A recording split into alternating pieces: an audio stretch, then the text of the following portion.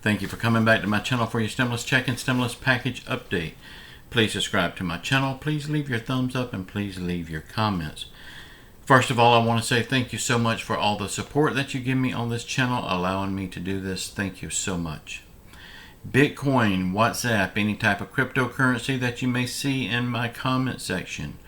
And it's got my picture and a variation of my name. Please know that that is not me. That is a scammer. Please do not fall for that garbage. Okay, y'all. If you did not see the video this morning, I'm talking about how they're going to spend 102 million of your dollars. This is not a proposal. This is not an idea. This is not a suggestion. They're going to do this. Please go back and watch that video. It will probably set you on fire. I am talking about that towards the end, so if you don't want to watch the whole video, you can skip towards the end is where I'm talking about that. Okay, y'all. The border crisis. You know, we've had millions of people, illegal criminals is what I call them, because the first thing that they do when they cross our border illegally is break a law. That makes them a criminal in my eyes. But we've had millions of them cross over. Now, the Mexican government warned the United States the other day that there is a massive group of Haitian refugees coming towards our border in hopes of crossing over. Y'all, what I'm going to tell you right now, a lot of you may not agree with, but it's the only way to fix this problem. And whether you like Governor Greg Abbott from Texas or not, personally I don't like him, but on this idea, I give him 100% props on this, because I've been saying they need to do this forever. Greg Abbott says that he's not asking the president, he's deploying the Texas National Guard to the border wall, and he is not going to let these refugees cross over. Now, on that, I will say, I hope they're not going down there with riot gear, shields, bean bags, and stuff like that. I hope they're going down there with live ammunition. And the thing that would really stop this before they get there is to put the word out that our National Guard is down there and they will be stopped.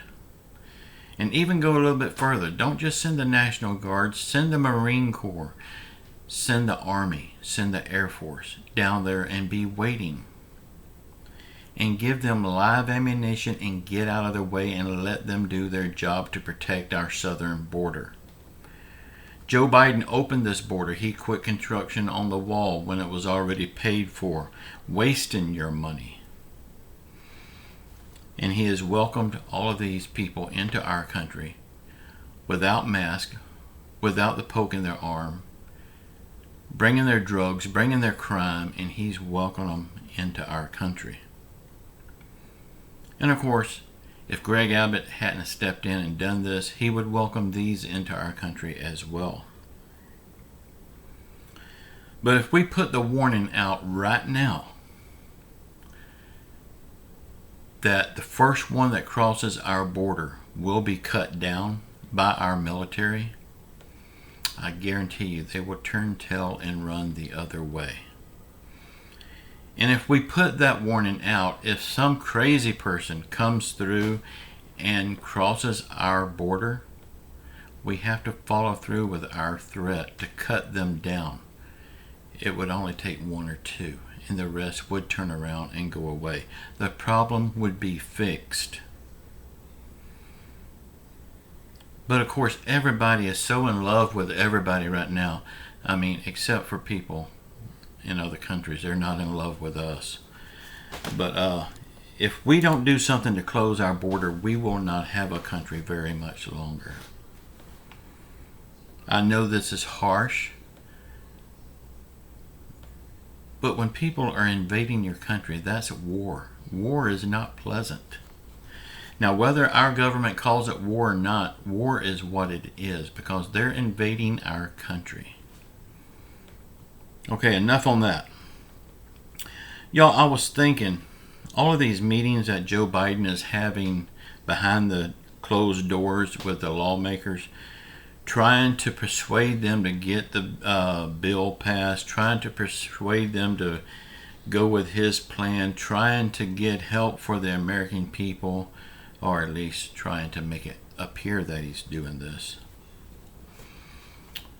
He's making it appear that he's fighting real hard for the American people, when in reality he's fighting real hard for the Green New Deal and giving other countries our money. And of course, he's not wanting to help the American people at all. But I was just thinking about all of these meetings that he's in charge of. Y'all, I am not making fun of him right now a bit, because to see a man slip mentally in front of the world is a sad situation.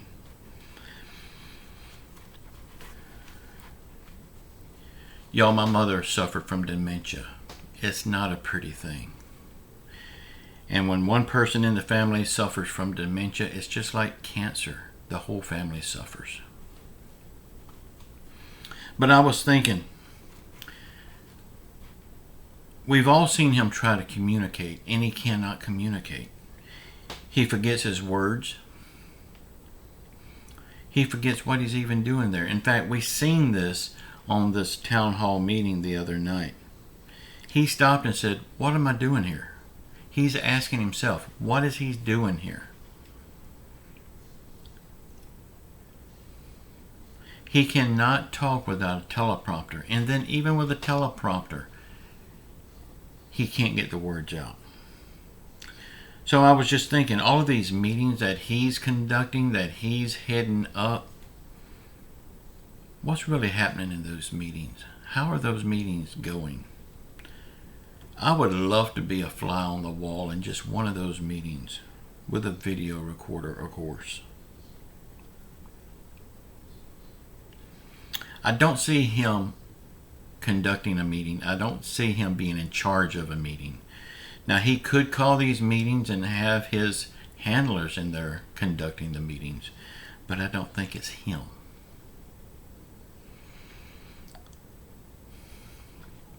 Did y'all hear that the briefing room that he always gives these speeches in? There is another building right next to the White House there somewhere. I'm not sure exactly what building it is. I heard, but I forgot. He had a complete replica of this briefing room built inside this building. And on the back wall is a full screen monitor that he can read the message that they want him to talk about, because he can't think for himself. See, in this model briefing room that he had built, you don't see the teleprompters. They're not there because there's a big screen right in front of him in the back of the room. Now, to outfit that office, that room, to be a second briefing room, that was your tax money at work, because he's not capable of doing his job like in the briefing room like all the other presidents has done in the past. Again, I'm not making fun of him. It's a sad situation. But the Democrats wanted him in office because of this, because they knew that they could get him to do anything they wanted. They knew that he would just be their puppet. It's a sad situation that the Democrats has got this country into. But enough of that. I'm just rambling on, but I was just wondering, how does these meetings go? Y'all, sound off in the comments. Let me know what you think about this. Let me know what you think about the southern border situation and this fix that Governor Greg Abbott has concocted. I think he's 100% on target, but I wished he would go further.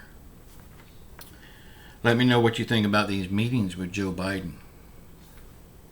Let me know what you think about that $102 million of your money that Joe Biden is going to send to Southeast Asia because he cares about them. Y'all, if you did not see this morning's video, go watch it.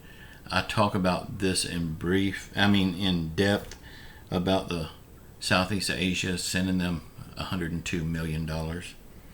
It will set you on fire. Please go watch it. Y'all keep your faith in Jesus Christ. He will get us through all of this. Say a prayer for our world. Say a prayer for our country. Say a prayer for our leaders, even though they're not leading and you may not like them. They do need your prayers. You know, I don't like our leaders either, and I don't think they're doing a good job. But I would hate to be in their shoes. They've got a plate full. So prayers may help them turn this around. Also, say a prayer for everyone around the world that's hurting through COVID, financial hardship, or any other affliction. And just know I love you all. Until next time. Ciao.